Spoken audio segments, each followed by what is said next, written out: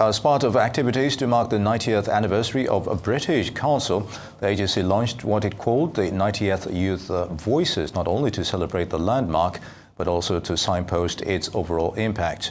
According to the British Council, the 90 Youth Voices project was designed to create an international network of changemakers passionate about tackling the global challenges that affect us all. For greater understanding of what it's all about, we're now being joined here on Newsday by Richard Garret, who is British Council's Director for Open Societies, Sub-Saharan Africa. It's good to have you with us. Thank you. Thank you for having me. All right. So what is the 90 Youth Voices initiative and why was it launched? Yes, thank you. Thank you for the question. The 90 Youth Voices initiative was launched in 2024, which marks the British Council's 90th anniversary. So we brought together 90 inspiring young change makers from across the globe, from 40 countries, including several from Sub-Saharan Africa, to connect, collaborate and exchange ideas around building more open, inclusive and sustainable societies. And the goal was to invest in the next generation of leaders and amplify youth voice on issues that matter most, from climate justice to civic engagement. Fantastic. Now, can you share how Sub-Saharan African participants contributed to the 90 Youth Voices program? Sure, absolutely.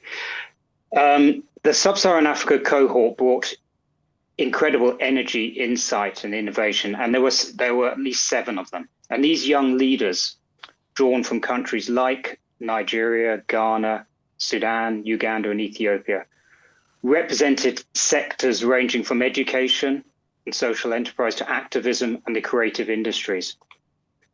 They engaged meaningfully in discussions with the UK policymakers and civil society and in UK city visits. And they shared African perspectives on global issues and demonstrated the vibrancy and resilience of youth in the region. All right, Richard, let's talk about the UK leg of the program. What kind of experience did the Sub-Saharan African participants have? Yeah, I mean, the feedback was excellent. It really was a transformational experience for the participants. And over the course of the week, they participated in workshops, visited local administrations and local initiatives, and collaborated with peers from across the globe. Many noted how the exposure of new approaches, especially in areas like environmental sustainability and community leadership, sparked ideas they're already applying in their local context. And the exchange of ideas between regions was one of the program's strongest features. Fabulous. Now, how does the 90 Youth Voices initiative link to the wider Youth Connect global program of the British Council? Yeah, it's very much part of the broader Youth Connect global program, as you suggest. And Youth Connect aims to create pathways for young people to engage with policy, access opportunities, and shape their futures through learning and collaboration. And ultimately in Africa, it is about helping young people secure meaningful employment. The 90 Youth Voices group now forms part of this global alumni network. We are supporting them with mentorship, platforms to share their work, and connections that help them scale their impact across communities. Indeed, Richard. So why is youth engagement a priority for the British Council in Sub-Saharan Africa? Well, young people make up the majority of the population in Africa.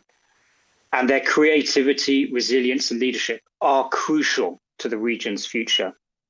Now, at the British Council, we believe in the power of youth to influence policy, drive initiative and foster inclusion. And through programs like Youth Connect, we're ensuring they have the skills, networks and platforms to lead, not just tomorrow, but today. And I observed this last week when I was visiting Uganda, and through British Council's partner there, the Network for Active Citizens, Youth Connect is supporting a range of community action projects which are inspired and led by young people, and in areas which affect them directly, such as the environment and digital entrepreneurship. And the energy was truly inspiring. And it's grounded in a Youth Connect approach, which gives young people the tools and confidence to lead these initiatives. Fantastic. Now, can you share any success stories or impacts that have emerged from the SSA participants since the program commenced? Sure.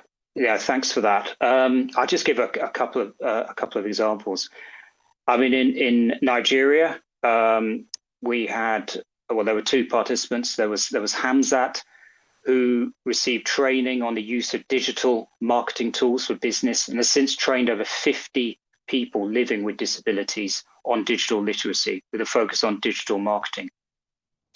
There's Yoanita, who was a participant from Uganda, who is actively applying the presentation skills she developed during the various facilitation sessions in the UK.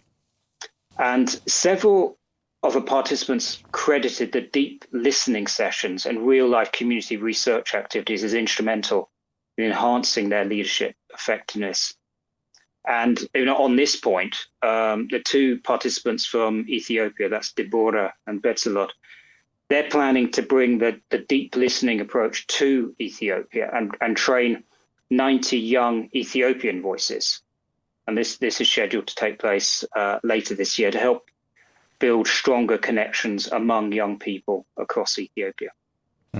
Indeed, Richard. Now, what are the next steps for this cohort and for Youth Connect in the region? Sure. Well, thanks. We're very much committed to sustained engagement, and this cohort will continue to be part of the regional and global conversations with access to further learning opportunities, storytelling platforms, and British Council events. We are expanding Youth Connect across more countries in Africa and beyond, working with partners to amplify youth voices in education, employability, climate, and civic life. And our long-term goal is to embed youth leadership into the heart of how societies grow and evolve. And we are using the Youth Connect approach across larger contracts. I mentioned I was in Uganda last week, and that we're delivering a program there called the Better Migration Management Program, which covers the Horn of Africa. And participants on this program included government officials, civil society partners, young activists and migrants, and all commented on how the Youth Connect approach has given them the confidence and the agency to address challenges of migration in the region. Well, British Council Director for Open Societies Sub-Saharan Africa, Richard Garret, it's been a pleasure having you on Newsday. Thank you for joining us and thank you for the wonderful work that you're doing.